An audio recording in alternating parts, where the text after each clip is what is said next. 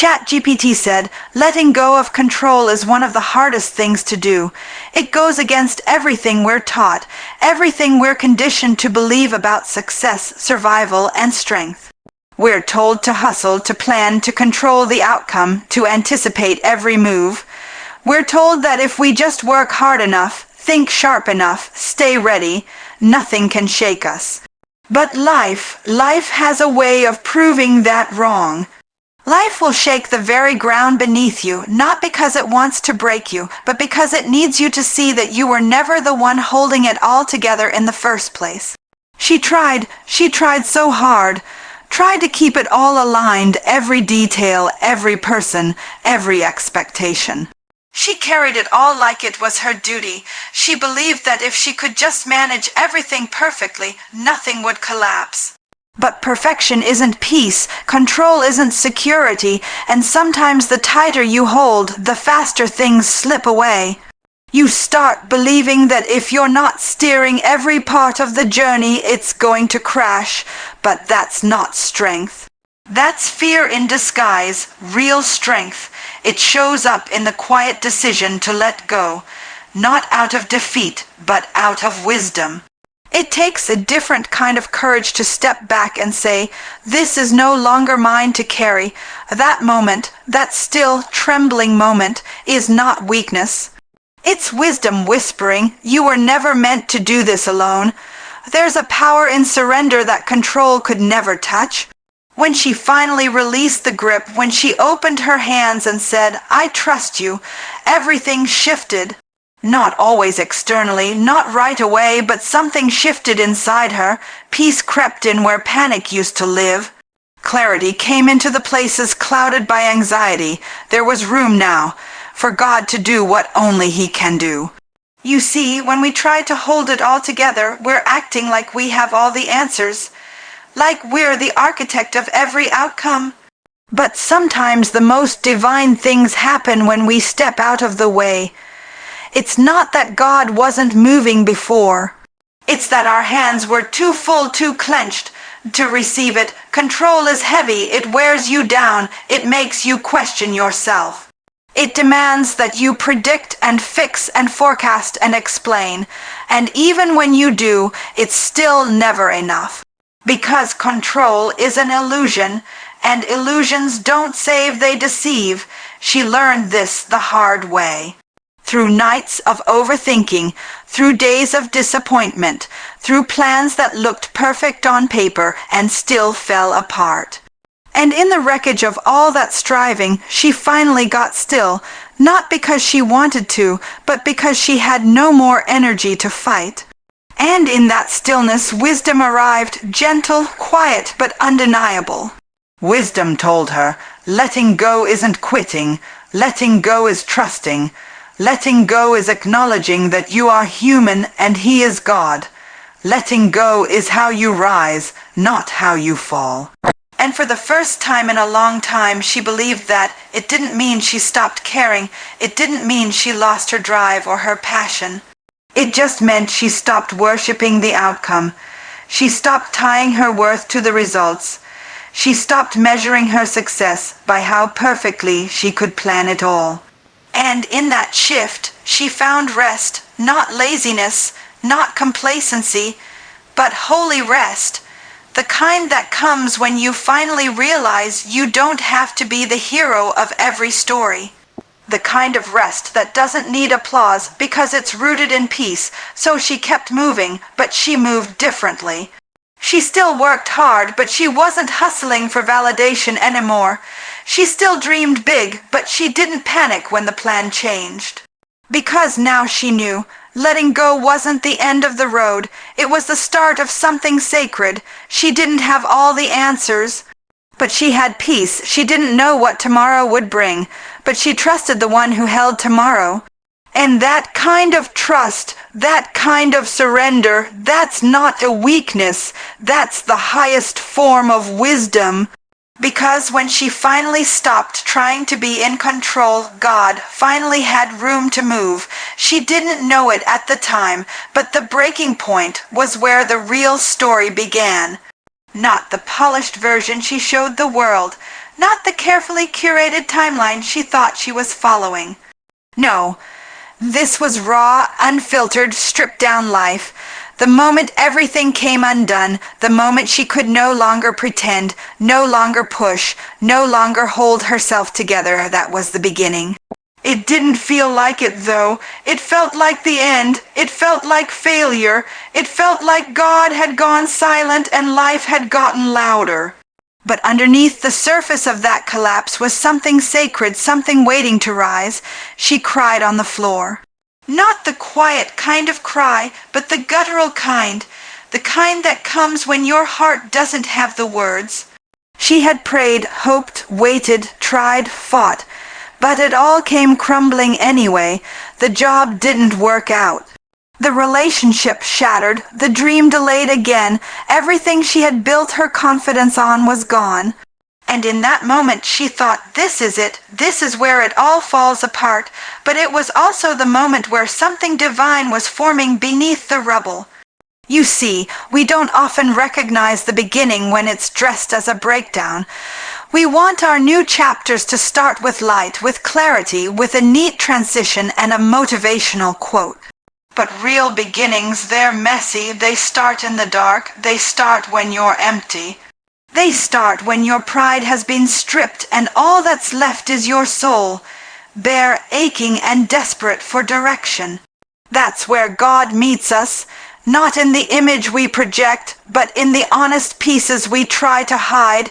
She didn't realize it then, but her breaking wasn't punishment. It was preparation. Something had to fall apart so something stronger could be built.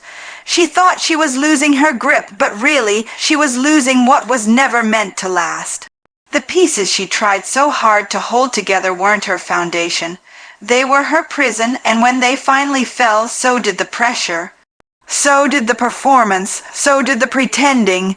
In that silence, when everything felt still and broken and uncertain, she began to hear again.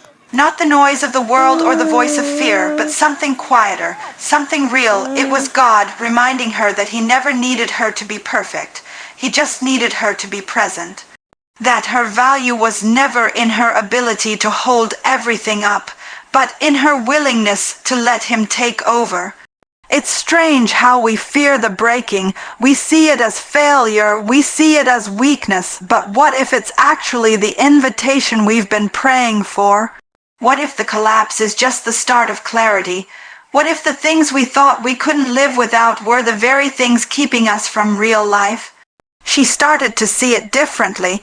Maybe losing what she thought she needed wasn't the curse, it was the cure. Maybe the detour was the path. Maybe rock bottom wasn't rock bottom at all. It was a foundation. And as she picked herself up, not with the same strength, but with a new kind of strength, a quiet kind, a rooted kind, she began to walk again. Not toward the life she was trying to force, but toward the life that had always been calling her. That's the thing about the breaking point. It strips away everything that isn't true. It exposes what's real. It forces you to look in the mirror without the filters, without the masks, without the approval of others. And in that moment, when all that's left is you and God, you realize He was never asking you to be invincible. He was asking you to be honest, to be open, to be willing. She was, eventually, not overnight, not all at once. But day by day, breath by breath, she surrendered. She stopped trying to rush past the pain and started letting it teach her. She stopped resenting the brokenness and started recognizing the beauty in it, because even shattered pieces can reflect light. And even broken hearts can beat again. Her strength wasn't in how well she hid her wounds. It was in how deeply she healed from them. And her story didn't begin when life was perfect. It began when she was undone. It began when she stopped running. When she stood in the wreckage and said, God, I don't know how to move forward, but I trust you to lead. And He did. Not always quickly, not always in ways she understood, but faithfully, consistently, powerfully. She thought she had reached her limit. But that limit was the very place where God could finally begin. and in the breaking, something new was born. Something real, something holy. Faith isn't loud, it doesn't always shout, it doesn't demand attention, and it doesn't need a stage. Faith is quiet, steady, it shows up when everything else walks away. It's the still voice inside her that refused to be silenced, even when the world around her was full of noise. She learned that real faith doesn't come dressed in applause or wrapped in perfection. It comes when you've got every reason to doubt, every excuse to quit, and yet something deep within you still whispers, "I believe." There was a time when she thought faith had to look a certain way. She thought it meant having the right words to pray, the right emotions to feel, the right answers to give when life got hard. But then life did get hard, real hard, and all the rehearsed lines and polished quotes couldn't hold her up anymore. That's when she discovered something deeper. Faith wasn't the firework moment. It was the flicker that refused to go out, even in the darkest night. She didn't scream it from rooftops. She didn't post it online every time she felt overwhelmed. She just lived it. Quietly, boldly, with tears in her eyes and scars on her skin, she walked forward, not because everything was certain, but because her belief was stronger than her fear. That's faith, not loud, not flashy, but unshakable. It's the foundation under her feet when everything else is shaking. There were days she didn't feel strong. Days she questioned the path, questioned herself, questioned God. And still, she didn't walk away. She showed up anyway. She prayed anyway. She trusted anyway, and that kind of persistence.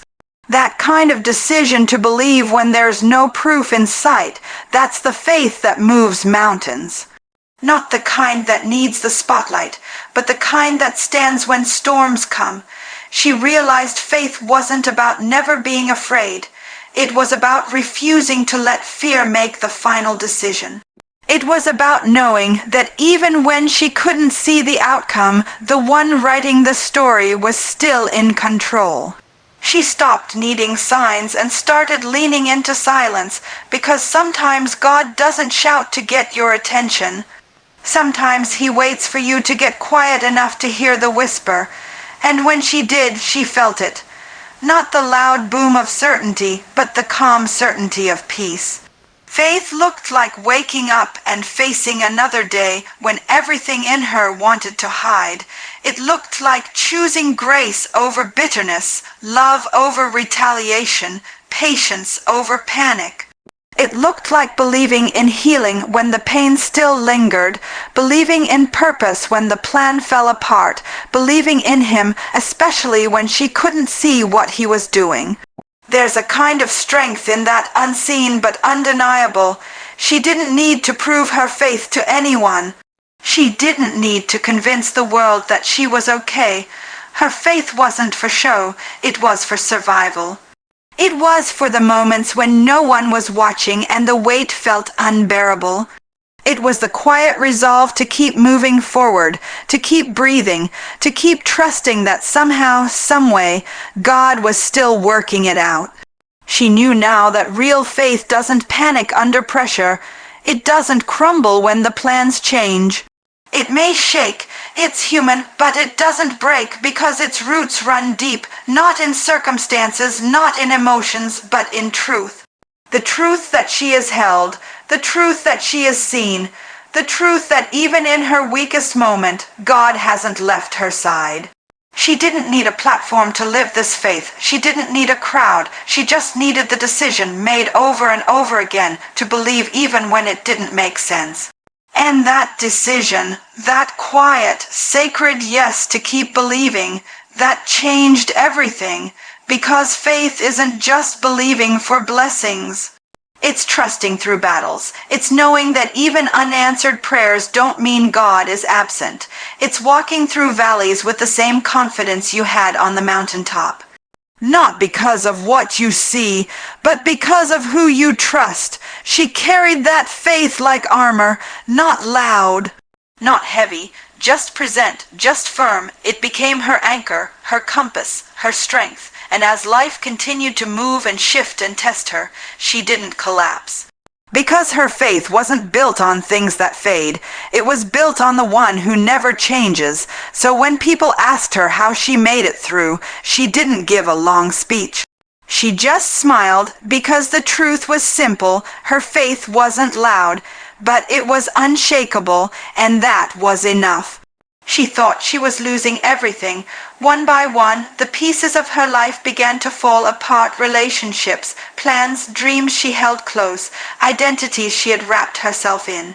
It felt like she was being stripped bare, like the very things that once gave her value were being taken away. She cried, she fought it. She begged God to stop the unraveling, because in her eyes it looked like failure. It looked like punishment. It looked like she was being left behind. But what she didn't know then was that what she lost wasn't her downfall. It was her deliverance. She had no idea that God wasn't trying to hurt her.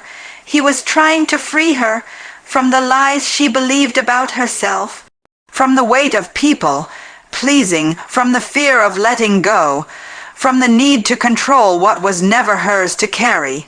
He wasn't taking her backwards. He was pulling her out of what was holding her hostage. But deliverance rarely feels like freedom in the moment. It feels like heartbreak.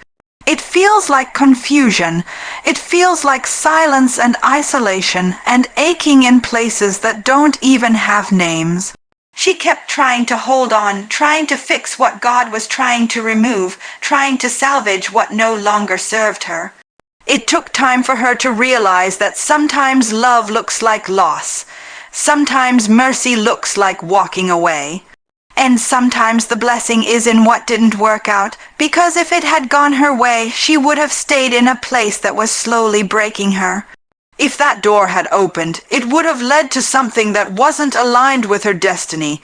If that person had stayed, they would have kept her small. But she didn't see that then. All she saw was what was missing, and that's the hardest part: grieving something that wasn't meant to last. Mourning a version of life that felt safe, even if it wasn't healthy. Letting go of what was familiar, even if it was draining her. But that's what God does when He loves you too much to leave you where you are. He steps in and removes what you would never have the strength to walk away from on your own.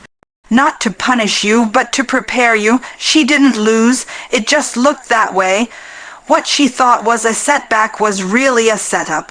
What she thought was rejection was redirection. What she thought was the end was just the beginning. Slowly, she started to see it, not all at once, but little by little. She began to breathe deeper, think clearer. Feel lighter. She began to move through life with a new awareness that maybe, just maybe, she wasn't being buried. She was being planted, and that shift changed everything. She stopped asking, "Why did I lose that?" and started asking, "What did that loss make room for?" She stopped seeing endings as failures and started recognizing them as exits, God pulling her out before she settled into something beneath her calling. She realized she was never meant to carry everything. Some things had to be dropped so her hands could open again. So her heart could heal, so her spirit could soar. There was power in that revelation, power in understanding that deliverance isn't always loud. Sometimes it happens in quiet, heartbreaking moments when things fall apart without warning, when you're left standing in the middle of what used to be and wondering who you are without it. But she found out that who she is without the things she lost is exactly who she was always meant to be. The woman who came out on the other side wasn't the same one who walked in. She was softer in her heart, but stronger in her voice. She was more grounded, more secure, not because she had everything figured out, but because she had finally learned to let go of what wasn't hers and embrace what always was. She had finally stopped tying her identity to things that could be taken. She stopped chasing validation. She stopped needing to be understood. She no longer clung to what God had already released. She stood still, with open hands and steady faith, knowing that what she lost was never meant to define her. It didn't make her less. It made her more aware, more whole, more connected to her purpose. What she lost didn't destroy her. It delivered her. It cleared the path. It broke the chains. It unshackled her from cycles, from guilt, from the pressure to pretend. It stripped her down to the core, and at the core she discovered a woman who was resilient, rooted, and real. She's not bitter about the loss anymore. She's grateful because it wasn't the end of her, it was the release of her. It didn't break her life, it saved it, and now, every time she thinks back to what she thought she couldn't survive, she smiles. Because she knows what she lost wasn't her downfall, it was her deliverance, and now, looking back, it all makes sense. The letting go, the breaking point, the quiet faith, the unexpected losses, none of it was wasted. Every tear watered the soil of her growth. Every unanswered prayer was an invitation to deeper trust. Every moment she thought would destroy her was actually reshaping her into the woman she was always meant to be. She didn't just survive it, she transformed. Not because life was easy, but because she stopped running from the hard things and started surrendering to the higher things. She let go, and when she did, God showed up, not just to fix what was broken, but to reveal something better. Something eternal. She didn't get everything she wanted, but she got everything she needed. Peace, purpose, power, and a quiet, unshakable knowing that she's no longer walking alone. Because once you've seen what God can do with your surrender, you never look at your struggle the same way again.